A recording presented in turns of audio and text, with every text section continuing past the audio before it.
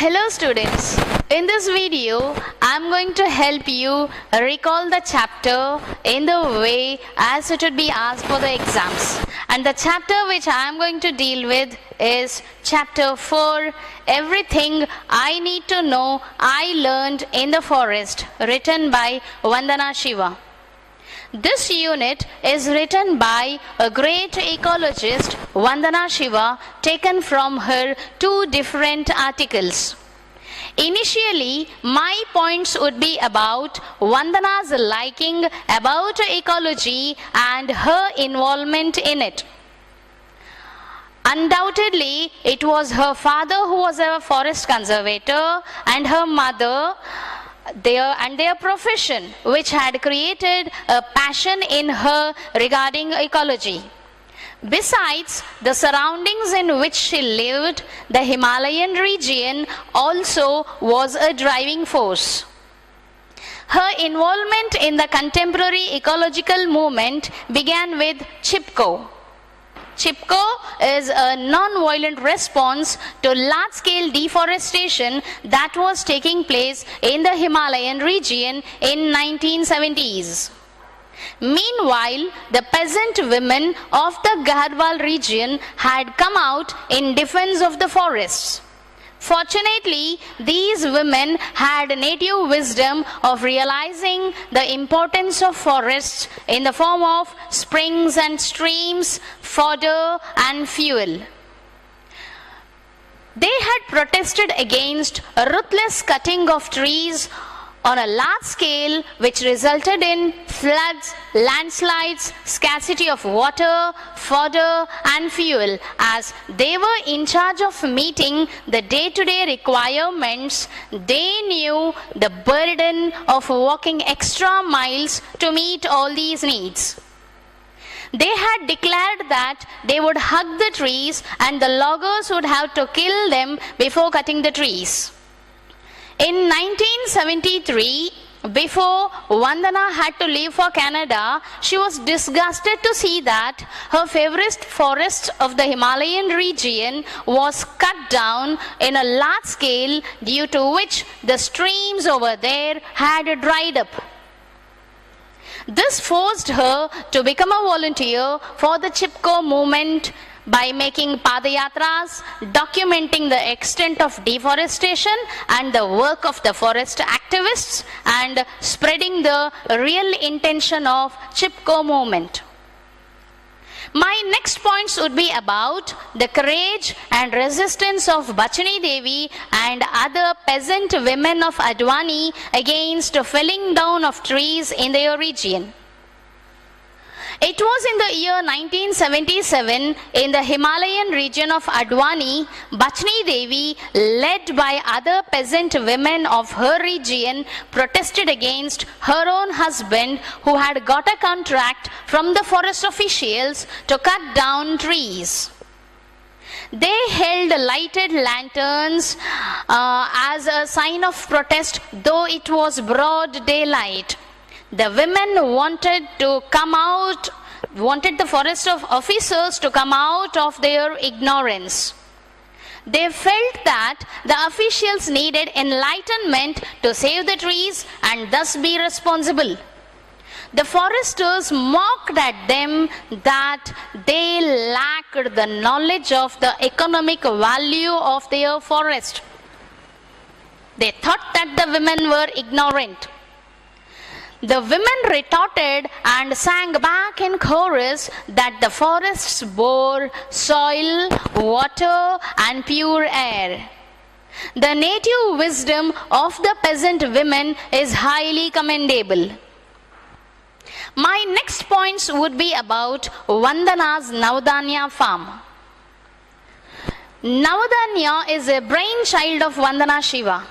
It is a movement for biodiversity conservation and organic farming, which she started in 1987.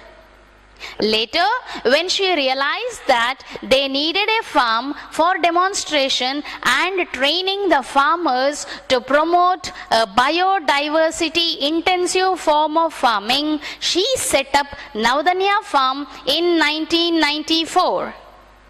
She opined that our failure to respect biodiversity and its functions is the cause of impoverishment of our nature and culture. So, Navdanya farm was set up in the Doon Valley of the Uttarakhand province to transfer the knowledge of biodiversity which she had learnt in the Himalayan region. She proudly states that they could conserve 630 varieties of rice and nearly 150 varieties of wheat in more than 100 community seed banks across India. She firmly believes that the only way in which the food and nutrition crisis of our country can be solved is by conserving biodiversity in our farms. She also claims to help the farmer change their chemical-based monoculture farming to biodiverse farming nourished by the sun and the soil. My next points are about the concept of Earth University and how it is said to be different from other universities. Earth University is located at Navdanya, which is a biodiversity farm in the Doon Valley of the Himalayan region. Earth University teaches Earth democracy. It means that all the species are at freedom to evolve within this web of life. It also makes the human beings aware of his responsibilities being a member of the Earth family to recognize, protect and respect the rights of other species on the earth. This concept of Earth democracy is to bring a shift in our perspective from being self-centered to a global approach. It has a view that considers the whole environment as important without individual preference. It is a system of thought where the focus is on conserving the existing ecosystem that is needed to provide and sustain life on Earth. Earth University is different from other universities as it is ecocentric, while the other universities are anthropocentric. The other universities focus on protecting and sustaining human life on the earth. My next views are about eco-apartheid or separatism with reference to nature. Separatism is man's belief that he is the only living entity and not one among nature. This thought of separateness is indeed the reason for man to have a disharmony and violence against nature and people around him. As a South African environmentalist, Cormac Cullinan opines, apartheid, which ruled South Africa dreadfully, was nothing but separateness of people on the basis of color. Vandana Shiva tells that this idea of separatism has encouraged man to exploit the earth as a raw material for setting up industries. This finally resulted in the destruction of the vibrant earth and other coexisting species. She firmly believes that we need to bridge the gap between man and nature before it widens.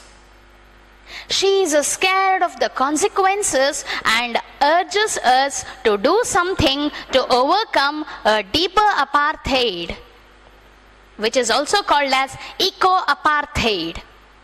Eco-apartheid is based on the illusion of separateness of human from nature in our minds and lives. My next points regarding this chapter would be about how conservation of biodiversity is crucial for the sustenance of nature and human society. As As viewed by Rabindranath Tagore, the earth nurtures millions of biodiversity as it houses millions of ecosystem. Biodiversity ensures abundance, freedom, cooperation, and mutual giving. Tagore argues that forests have served as a source of material and intellectual regeneration since time immemorial. Man's evolution was also in the forest. The culture of the forest has fueled the culture of Indian society. The culture that has arisen in the forest is nurtured by the unifying principle of life in diversity and that of democratic pluralism. We are united with nature through our relationship with the forest. The forest teaches us union, compassion, and enoughness. He tells us that every species on the earth has its own influence on this earth, which cannot be substituted by the other species.